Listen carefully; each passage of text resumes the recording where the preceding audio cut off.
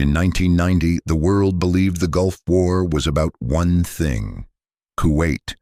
But behind the headlines and military operations, a much deeper struggle was unfolding, a struggle over one of the most powerful resources on Earth: oil. To understand the true significance of the Gulf War, we have to go back to the summer of 1990. At the time, Iraq had just emerged from a long and exhausting conflict with Iran. The Iran-Iraq War had lasted 8 brutal years. It had drained Iraq's economy, destroyed infrastructure, and left the country with massive debt. Iraq owed billions of dollars to neighboring countries, including Kuwait and Saudi Arabia.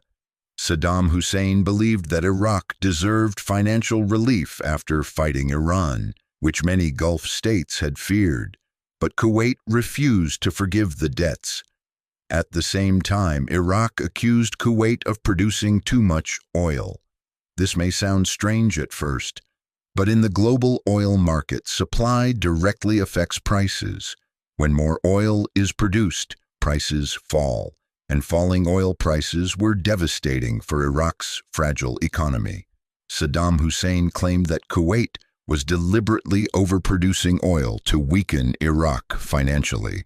He also accused Kuwait of drilling oil from Iraqi territory through a controversial method known as slant drilling. Tensions between the two countries escalated rapidly. Then, on August 2, 1990, Iraqi forces crossed the border. Within hours, Kuwait was invaded. The Iraqi military quickly overwhelmed Kuwaiti defenses and took control of the country. The world reacted immediately. The United Nations condemned the invasion and demanded Iraq withdraw its forces. Economic sanctions were imposed, and a massive international coalition began forming. But Kuwait was not just another small country in the Middle East. Despite its small population and territory, Kuwait possessed enormous oil reserves. In fact, some of the largest reserves in the entire world. Control of Kuwait meant control over a massive portion of global oil supply. And in the modern world, energy means power. At the time, the Middle East was responsible for a huge share of the world's oil production. If Iraq had succeeded in controlling both its own reserves and Kuwait's oil fields, it would have dramatically increased its influence over global energy markets. That possibility worried many powerful nations, because oil was not just fuel for cars and airplanes. It powered industries, it fueled economies, and it shaped global politics. As the crisis escalated, oil prices surged.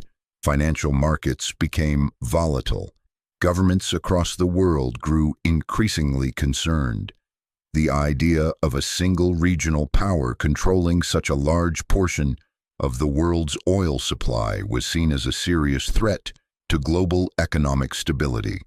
In response, the United States began deploying troops to Saudi Arabia. This operation was called Operation Desert Shield. The goal was to protect Saudi Arabia and prepare for a possible military response. Over the next several months, coalition forces gathered in the region. Countries from across the world joined the effort. By early 1991, hundreds of thousands of troops had assembled in the Middle East. Then, in January 1991, the coalition launched Operation Desert Storm. This was a massive military campaign designed to push Iraqi forces out of Kuwait. The operation began with an intense aerial bombardment. Coalition aircraft targeted Iraqi military positions, communication centers, and infrastructure. After weeks of airstrikes, ground forces moved in. The Iraqi military was quickly overwhelmed. Within a short time, Iraqi troops began retreating from Kuwait. Kuwait was liberated, and the war came to an end. But the consequences of the Gulf War extended far beyond the battlefield. The conflict reshaped power dynamics in the Middle East. It strengthened the military presence of global powers in the region.